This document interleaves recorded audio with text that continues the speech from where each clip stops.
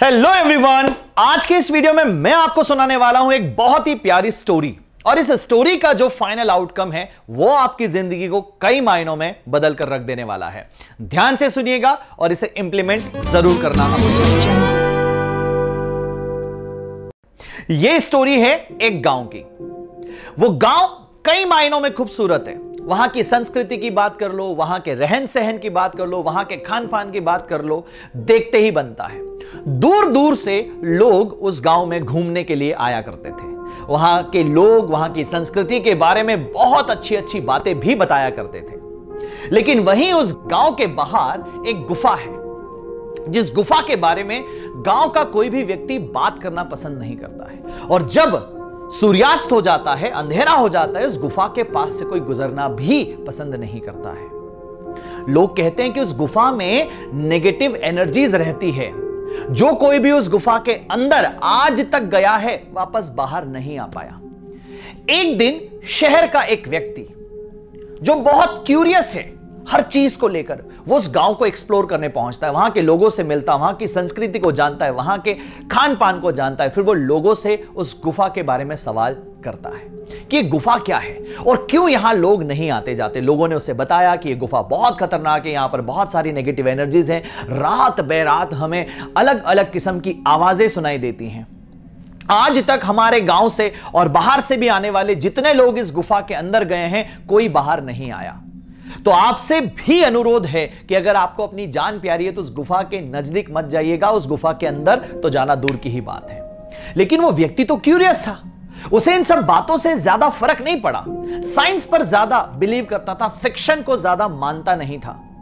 तो उसने एक दिन डिसाइड किया कि मैं इस गुफा के अंदर जाऊंगा। सारी चीजें उसने दरकिनार कर दी, सारी लोगों की कही गई बातों को उसने साइड कर दिया और वो एक दिन गुफा के अंदर पहुंच जाता है।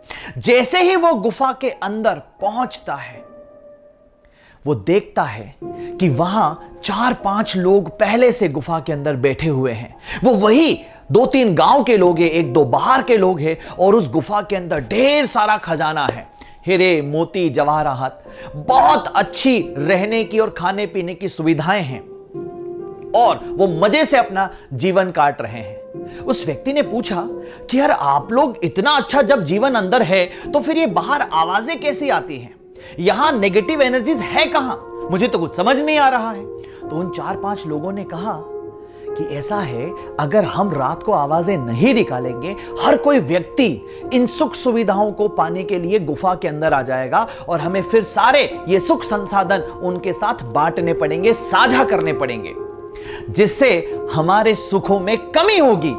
इसलिए हम लोगों को डराते हैं और इस गुफा के अंदर किसी को आने नहीं देते हैं। क्योंकि तुमने बहुत कोशिश करी, तुमने किसी की बात नहीं सुनी डराने की, तो हमने तुम्हें भी कोशिश करी थी, लेकिन तुम माने नहीं और तुम अंदर कूद गए। तो फाइनली अब तुम्हारा स्वागत है हमारे इस परिवार में और तुम भी इन सुख संसाधनों का भोग कर सकते हो, एंजॉय कर सकते हो।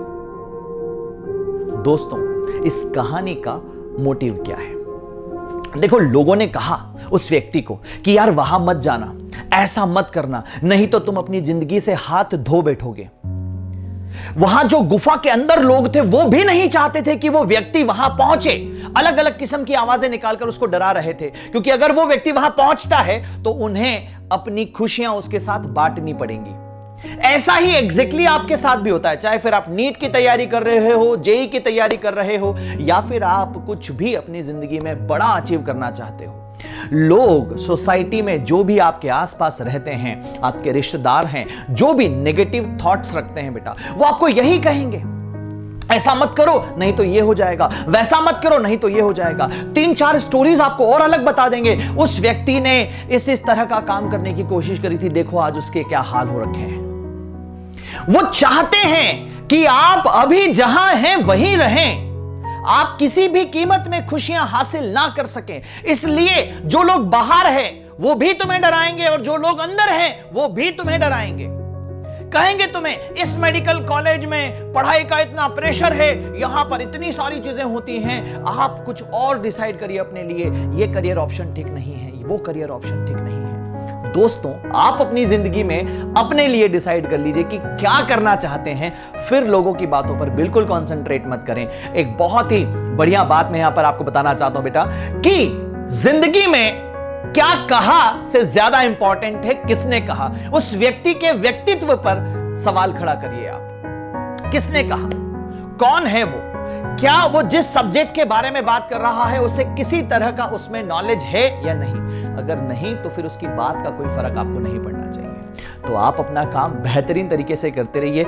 ईश्वर आपको आपकी मंजिल तक पहुंचने में हर वो संभव ऊर्जा प्रदान करें जिससे आप सफल हो सकें। Wish you all the very best. Bye bye, take care.